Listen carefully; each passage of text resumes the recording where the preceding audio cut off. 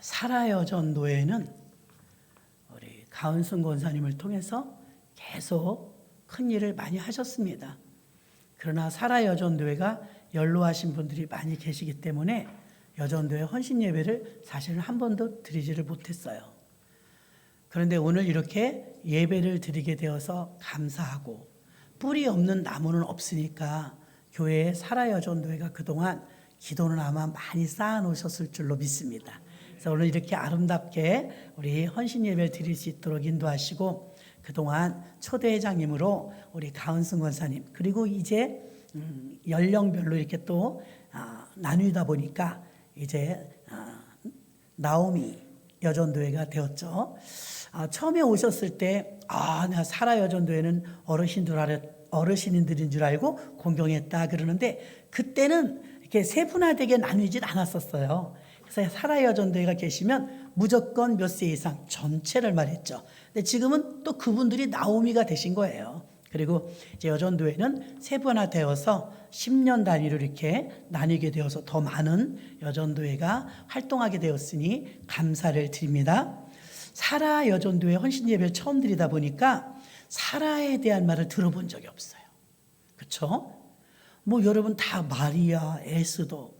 그래서 에스더 반들은 맨날 죽으면 죽으리라 그 얘기 하잖아요. 그런데 사라는 여러분들이 헌신 예배를 통해서 오늘 처음 들으실 거예요. 그러니까 저도 이제 어젯밤에 내려와서 기도하고 계속 하나님, 사라에 대해서 마스터해 줘야 되는데 사라를 어떻게 잘 전해야 될까요?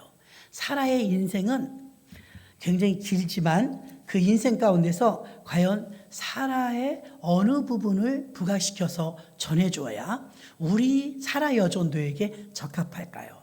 계속 이틀 동안 묵상했어요. 한 사라 여전도에는 말씀을 사모하고 기다리는지 어쩐지는 모르겠지만 사라 여전도에게는 어떤 메시지를 선포해야 될까요? 그러면서 기도하는데 큰 감동으로 두 가지를 주셨어요. 오늘 여러분들이 들으시면서 사라 여전도에 대한, 사라에 대한 새로운 비전, 사라에 대한 새로운 메시지 받으시길 바랍니다. 사라의 원래 이름은 사례였어요. 사례. 사례의 이름 뜻은 영기, 헌화, 공주란 뜻이에요. 사라 말고요, 사례. 이름이 바뀌기 전에 공주란 뜻이었어요. 그거 야훼는 자유롭게 하셨다 이런 뜻도 가지고 있습니다. 쉽게 공주란 뜻이었어요. 사라는 무슨 뜻일까요? 자, 모세도 이름이 바뀌었고 아브라함도 바뀌었고요. 베드로도 바뀌었고 바울도 바뀌었고 이름들이 다 바뀌었죠. 이름이 바뀔 때 보니까 하나님이 영적인 이름으로 바꿔주시더라 이것입니다. 갈대를 베드로로, 반석 위에. 자, 이렇게 사례의 이름은 공주였는데 사라의 이름은 열국의 어미라는 게 오늘 제목이죠. 열국의 어미라는 뜻만 있는 게 아니라 왕비라는 뜻을 가지고 있어요. 왕비. 그러니까 공주보다는 왕비가 더 위에 서열이겠죠. 그러니까 원래 이름은 공주였는데 바뀐 이름은 왕비예요. 그리고 원래 이름은 야훼는 자유롭게 하셨다 이런 뜻을 가지고 있다면 바뀐 이름은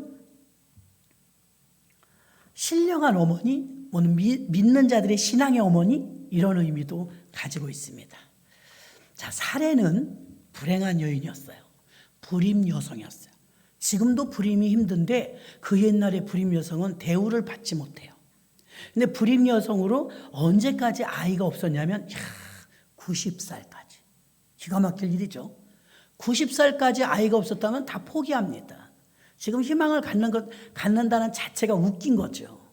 왜 경수도 끊어졌고 나이를 보면 이제 할머니인데 무엇을 기대할 수 있겠어요? 그런데 오늘 16절에 보니까 내가 너로 복을 주어. 하나님이 복을 주어야 가능합니다. 그리고 열국의 어미가 되게 하리니 민족의 열왕이 그에게서 나리라. 영적인 축복을 받는 것입니다. 그런 그녀가 아이를 낳게 되죠. 90세, 남편하고 10살 차이예요. 남편은 100살, 자기 자신은 90살.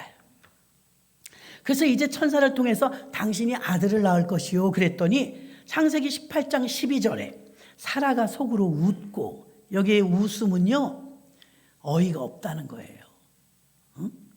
사라가 속으로 웃고 이르되 내가 노쇠하였고 내 주인도 늙었으니 내게 어찌 낙이 있으리요. 당연한 말 아니에요? 우리 교회 사라여 전도회가 아기 낳았다면 누가 믿겠어요? 약속의 성취에 대해서 사라는 두려움과 의심을 가지게 되었고, 이 약속을 아브라함은 아멘하고 받아들였는데 사라는 픽픽픽 웃었어요. 이건 조금 비웃음 아니면 허탈한 웃음. 근데 이삭을 낳게 되죠. 이삭의 이름의 뜻이 웃음이에요. 얼마나 기뻤으면 아들의 이름을 웃음으로, 기쁨으로 지은 거예요.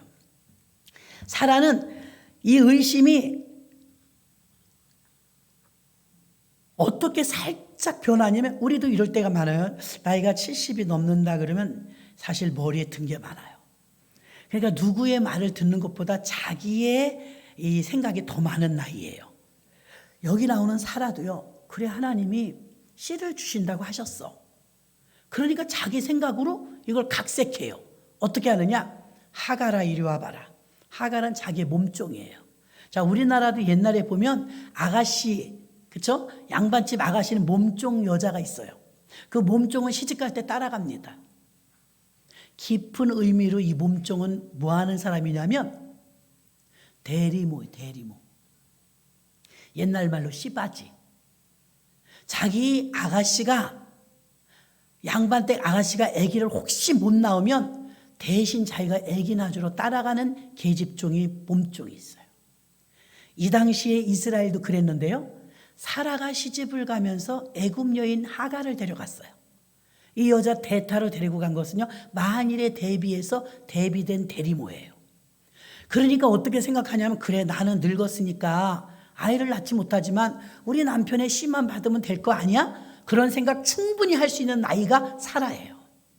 그래서 하갈을 불러갖고, 야, 내가 너를 통해서라도 소생을 봐야 되겠다. 하나님이 약속하셨으니 주실 것 같아.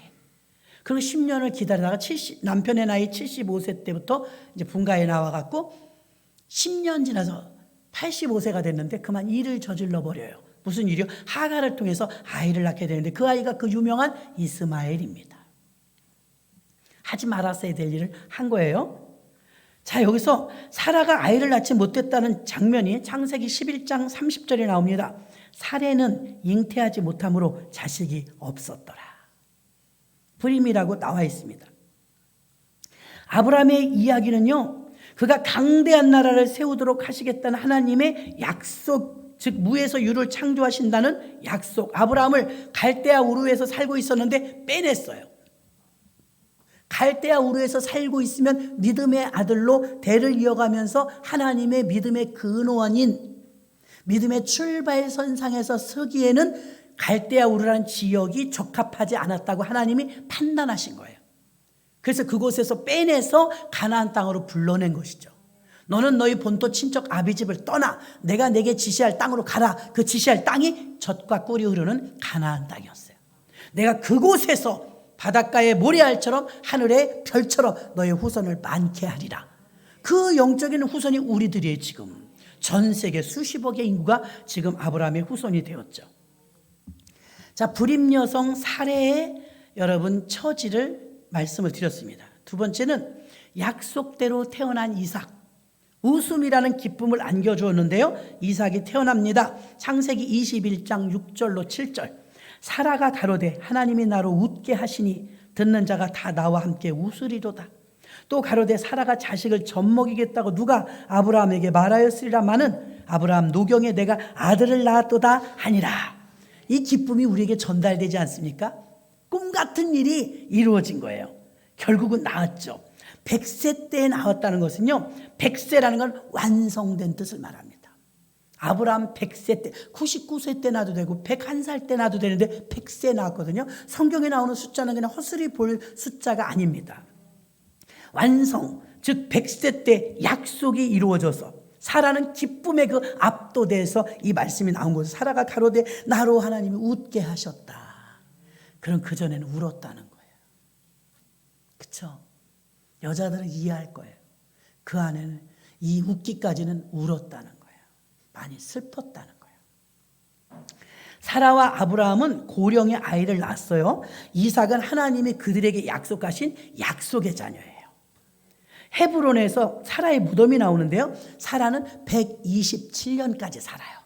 장수하죠. 127세에 이제 죽게 되는데 창세기 23장 1절로 2절 이삭이 결혼하는 건 못 보고 죽어요.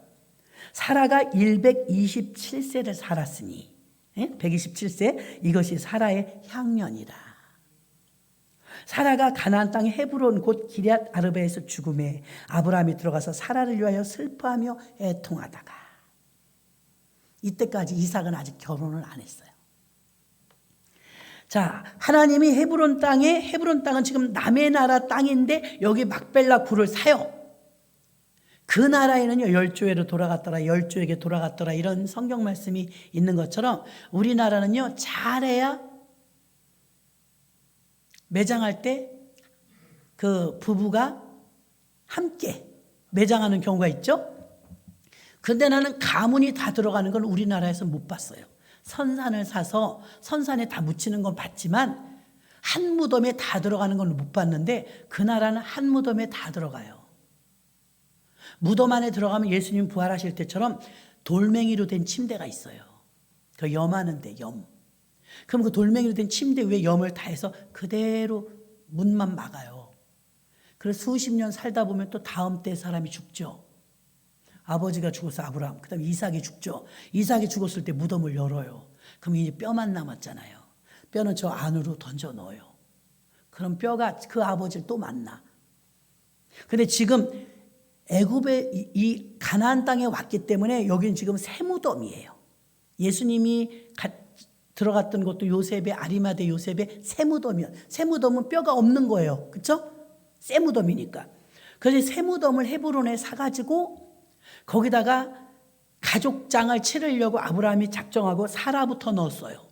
나중에 거기에 아브라함도 들어가고 이삭도 들어가고 다 들어가요. 그럼 다음에 수십 년 있다가 또 사람이 사망해서 매장을 하려고 보면은 그 속에 또 뼈만 남아있어요. 흙으로 온 거 흙으로 다 가고. 그러면 뼈를 또 저 속으로 던지면 옛날 아버지 뼈와 자식 뼈가 죽어서 만나요. 열조에게로 돌아갔더라. 열조에게로 돌아갔더라. 뼈가 다시 만나는 거예요.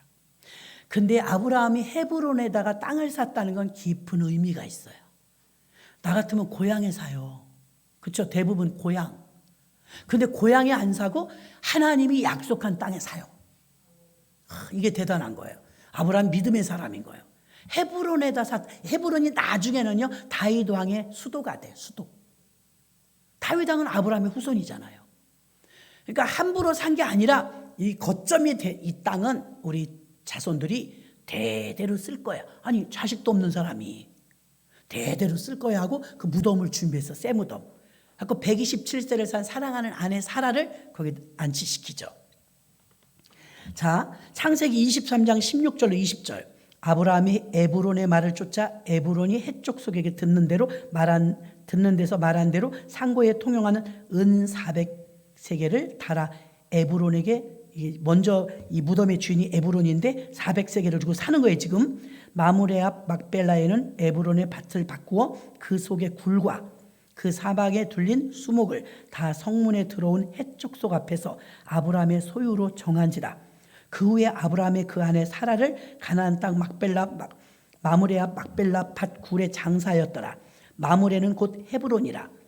이와 같이 그 밭과 그 속의 굴을 해쪽 속에 아브라함 소유 배장지로 정하였더라. 이게 터전을 잡으려고 작정한 거예요.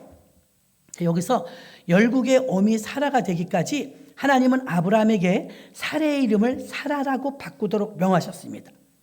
그래서 공주였던 그가 왕비가 되고 열국의 어미가 되는데요. 이것이 아브라함이었던 사람이 아브람에서 아브라함으로 바뀌었죠.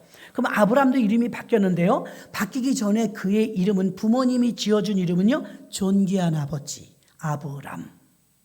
존귀한 아버지 아브람. 공주 사레. 공주하고 존귀한 아버지가 만난 거예요. 이 둘이 이름이 바뀌거든요. 사레는 왕비로, 열국의 어미로, 만백성의 어머니로, 신령한 어머니로 바뀌었고요. 아브라함은 열국의 아비로 바뀌었어요. 그러니까 열국의 아비와 열국의 어미니까 만 백성의 어버이가 된다는 거죠. 그들이 기준이 되고, 자, 아브라함의 후손 하는 것은 믿음의 기준과 처음 첫걸음이 아브라함이었기 때문입니다. 아브람을 아브라함으로, 사레를 사라로 이렇게 이름을 바꾸어 줬는데, 곰곰이 묵상을 해봤어요. 자, 이름을 이렇게 바꿔주셨는데, 이름을 바꿔주신 것에 물론 앞으로 발전적으로 비전으로 이름을 바꿔줬다고도 생각할 수 있겠지만, 저는 다른 부분으로 한번 생각해 봤어요. 어떻게 생각했느냐? 사례였을 때, 사례 공주였을 때, 또 여호와는 나를 자유롭게 하신다, 자유로웠을 때, 사례는 행복하지 않았어요. 제가 계속 읽어봤더니 행복하지 않았어요.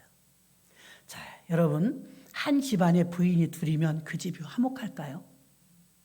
자기가 저지른 일이긴 해요. 하갈을 취해서 이스마엘을 낳았어요. 기쁠 줄 알았어요.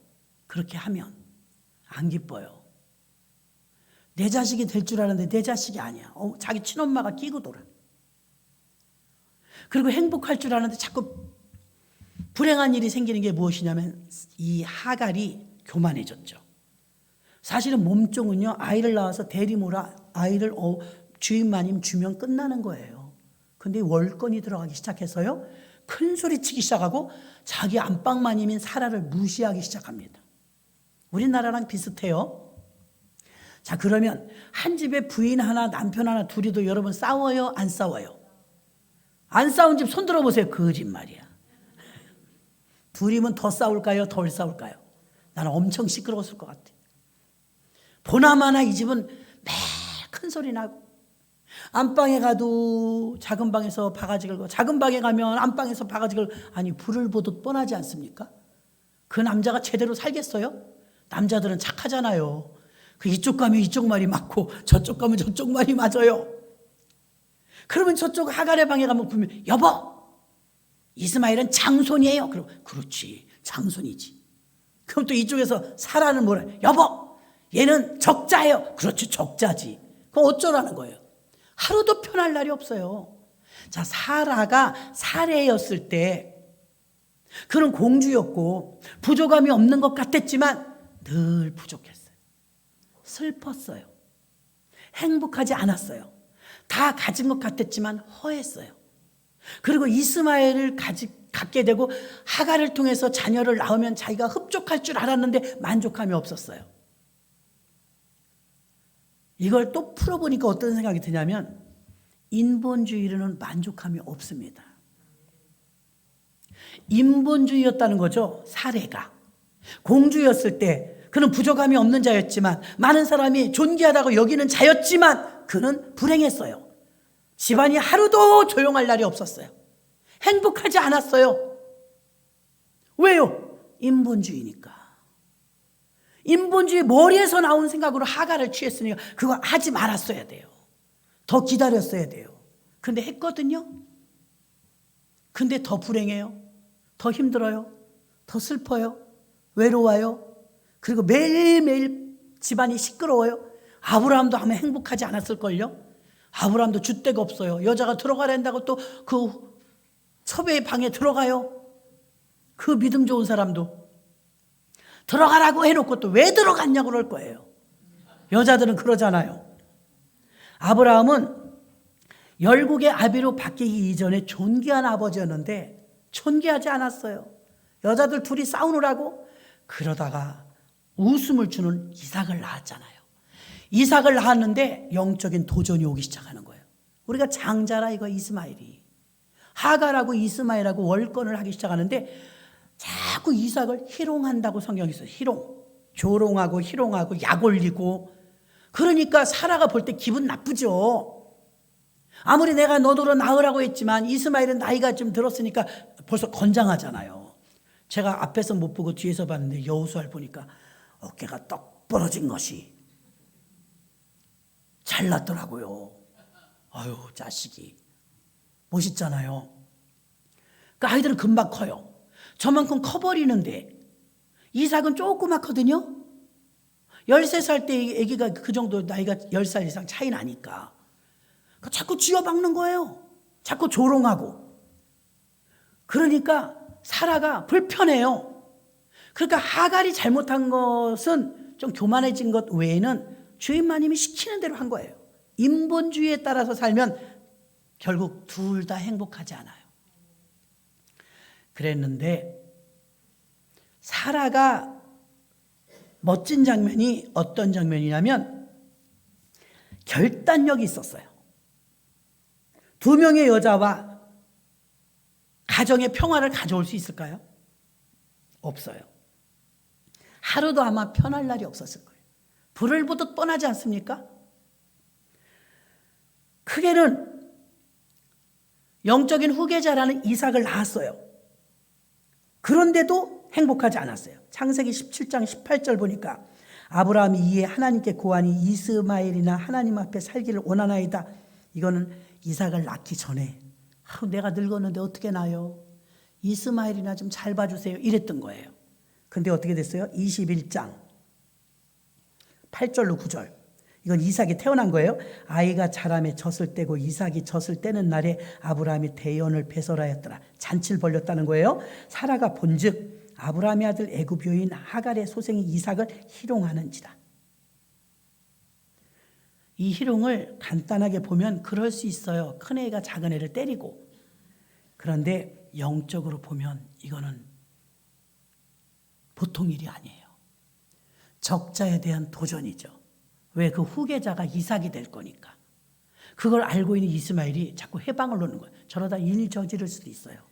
더 큰 사태를 범할 수도 있어요. 자, 근데 21장 10절 봐요.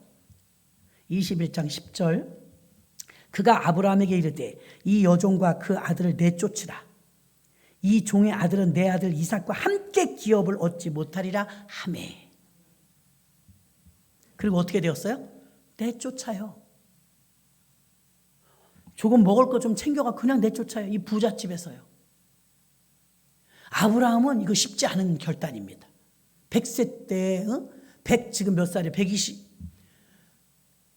120세가 다 됐는데 이 자기한테는 기력의 처음 시작이라 이스마엘이 정들 대로 정들었는데 이 아이를 내쫓으니. 하갈이 못되게 구니까 자기 아들까지 본받아갖고 이삭을 자꾸 찝쩍찝쩍 힘들게 해요. 우리를 괴롭힌 사라가 사례였을 때 괴로웠던 일은 뭐냐면 인본주의로 시작된 일이 자기를 얽어매갖고 더 힘든 거예요. 그래서 아브라함에게 바가지를 긁어요. 여보 못 살겠어. 저러다 이삭이 무슨 일을 당하겠어. 저 하갈하고 이스마엘을 처리해 주세요. 처리해 주세요. 그러니까 남편이 막 괴롭다고 성경에 써 있어요. 아브라함이 괴로웠대요. 그러니까 드디어 결단을 해요. 당신 마음대로 해. 당신 몸종이잖아. 나 권한이 없어. 당신 마음대로 해. 당신이 시작한 일이고 당신이 저질렀으니까 당신 마음대로 해. 그랬는데 여기서 사실은 이거 여태까지 태어나서부터 여태까지 데리고 살았던 후처의 자식 아닙니까? 그런데 사라가 여기서 냉정하게 결정을 해요. 내쫓아버려요. 이 대목을 제가 수도 없이 읽으면서 너무하지 않은가? 사라가 그렇게 싸나운 사람이었나? 생각을 해봤어요. 아니요. 이것을 육적으로 보면 사나운 것 같고 인정머리 없는 것 같은데 영적으로 보면 분별력 있는 여자예요. 영권에 도전하는 건 받아들이지 않는 거예요. 영적인 일에 반하는 것은 가감없이 도려내고 잘라내는 결단력이 있는 믿음의 딸 사라였는 줄로 믿습니다. 그분이 박수 받으면 제가 두 가지를 깨달은 게 무엇이냐면 공주였던 여인이 왕비가 되었어요. 또 존귀한 아버지가 열국의 아비가 되었어요. 둘 다 이름이 바뀌었어요. 바뀌기 전에 이름은요 인본주의로 살았어요. 바뀌기 전에 이름이 바뀌기 전에 불행했어요. 자기가 생각만 가지고 있었고 행동으로 옮기니까 이스마엘도 낳았고 하갈도 자기 마음대로 했어요. 근데 행복하지 않았어요. 부인이 둘 되니까 행복하지가 않아요. 비로소 하나님께서 그들의 삶에 노크하셨죠. 그들의 삶에 개입하시면서 어떻게 했어요? 결국은 이삭을 낳았고 이삭을 희롱하는 걸 보면서 단호하게 내쫓았어요. 그래서 사례가 불행했었다, 슬펐다, 힘들었다. 인본주의의 삶은 행복하지 않았다는 결론을 하나 깨달았고, 두 번째는 사라가 그래도 마지막에 결단력 있게 이스마엘의 모자를 딱 잘라서 내쫓은 것은 영적인 줄기를 바로잡았기 때문에, 영적인 가문의 흐름을 바로잡았기 때문에 열국의 어미가 맞습니다. 그래서 오늘 사라 여전도의 헌신 예배를 통해서 하나님의 계시대로 아브라함, 이삭, 야곱, 요셉 이 계보가 쭉 이어 내려가는데 거기 이스마엘은 없습니다. 그래서 이런 사라처럼 결단력 있고 영적인 영분별이 있어서 이 사라 여전도회가 행복하길 원하십니까? 인본주의를 버리세요. 인본주의를 살면 행복할 수 없습니다. 그리고 여러분들은 사라로 사십시오. 사례 여전도회가 아니고 사라입니다. 사라로 살면 영권이 있지만, 왕비이지만, 여기서 범위가요, 사례였을 땐 공주예요, 아브라함이었을 땐 존귀의 아버지예요. 이게 의미로 봤을 때는 가족의 테두리 안에서 끝나요. 가족의 테두리. 열국의 아비, 열국의 어미, 왕비는요 국모예요. 그 범위가 넓어지는 거예요. 사라는요 한복만 입으시는 게 아니라 치마폭이 넓어야 돼요. 목사님 사라 여전대 싸움 났대요. 무슨 싸움? 치지고 볼까요? 그건 사라가 아니에요. 그죠? 사라는 치마가 넓어가지고 에스더야, 마리아야 다 덮어줘야 돼. 사라가 불행했을 때는 인본주의였고, 사라가 왜 사례였을 때 그렇게 슬펐느냐, 집안이 지지고 볶고 매일 싸우고 힘들어, 그건 집안에 한정되었기 때문이었고, 즉 다시 말하면 인본주의였고 자기 개인적인 삶이었는데 이제 이게 확대됐죠. 그렇죠? 사라의 삶이 확대됐는데 왕비가 됐어요. 국모가 됐어요. 더 나아가서 열국의 어미가 됐어요. 치마폭이 넓어서 다 품어야 돼요. 사라는 이제 변했어요. 어떻게 변했어요? 사라는 개인적인 어떤 어머니가 아니라 열국을 모든 믿는 자의 신령한 어머니가 된 줄로 믿습니다. 이 뒤로 127세까지 살면서요, 사라는 행복했어요. 아브라함의 가정에 하나님이 얼마나 복을 주시는지, 집안에 종이 318명을 거느렸어요. 318명 종 거느리신 분 있어요? 개인 집이 그럴 수 있어요? 아브라함의 집에 하나님이 이 영적인 질서가 딱 잡히니까 복을 부어주시는데, 가신 집에 둔 직원이 318명이었어요. 무술을 할 줄 아는 자들, 군사력을 가지고 있는 그런 집이 되었어요. 나중에 소돔성에 멸망할 때 막 군사를 막 끌고 가서 그 자기 조카 찾아오잖아요. 그 318명 데리고 와서. 아브라함이 얼마나 엄청난 복을 받았는지 모릅니다. 이 엄청난 복을 어떻게 받았느냐? 사라로 되었을 때 받은 줄로 믿습니다. 사례로 있으면 못 받아요. 소견이 좁아요. 범위가 좁아요. 그러나 사라는 범위가 넓어요. 열국의 어미예요. 사라는 신령한 어머니예요. 영적인 사람이에요. 단호하게 이스마엘을 잘라버렸어요. 잘라야 합니다. 그런데 대부분 나이가 들면 들수록 이 친인척간이라든가 인정이라 이걸 못 끊어요. 아들이 최고고 남편이 최고고 돈이 최고고 이걸 잘 못 끊는데, 사라가 참 단호했습니다. 영적으로 얼마나 똑똑했는지 이스마엘하고 하갈하고 이 씨를 아예 딱 잘라버리는 거예요. 그 일을 아예 안 저질렀으면 더 좋았는데, 저질렀다 할지라도 아브라함이 이제 밀어버립니다. 당신 종이니까 당신 마음대로 했을 때 협상을 어느 정도 봤다면 아마 평생 힘들게 살았을 거예요. 더 이상 협상을 보지 않았어요. 단호하게 내쫓았어요. 그게 그냥 읽었을 때는 우리가 인정머리 없고 못 인정한 것 같지만, 영적으로 봤을 땐 굉장한 결단력이고 영적인 사람이었는 줄로 믿습니다. 사라 여전도회가 이렇게 큰 복을 받으려면, 큰 그릇이 되려면 사례로는 안 돼요. 사라여야 되는 줄로 믿습니다. 오늘 그래서 우리 사라 여전도회가 처음으로 헌신 예배를 드리는데, 사라 여전도회는 사라가 어떤 사람인지는 알아야 되잖아요. 사라. 오늘 잘 들으셨으니까 이런 영권이 있는 사라. 이 세상에서 아브라함만큼 영향력 있는 사람이 있어요? 아브라함 같은 큰 복을 받은 사람이 있어요? 거기 안방만 힘이 누구? 사라예요. 그런 사람이 사라입니다. 사라는 아무나 사라가 되는 게 아니에요. 사례 때는 행복하지 못했지만, 인본주의에서는 행복하지 못했지만, 자기 마음대로 다 했어도 행복하지 못하고 슬펐지만, 가정에 늘 불화가 있었지만, 사라가 되고부터, 영적인 사람이 되고부터 만백성의 어미가 된 줄로 믿습니다. 하나님 아버지 감사합니다. 사라를 본받는 오늘 예배 참석한 모든 분들의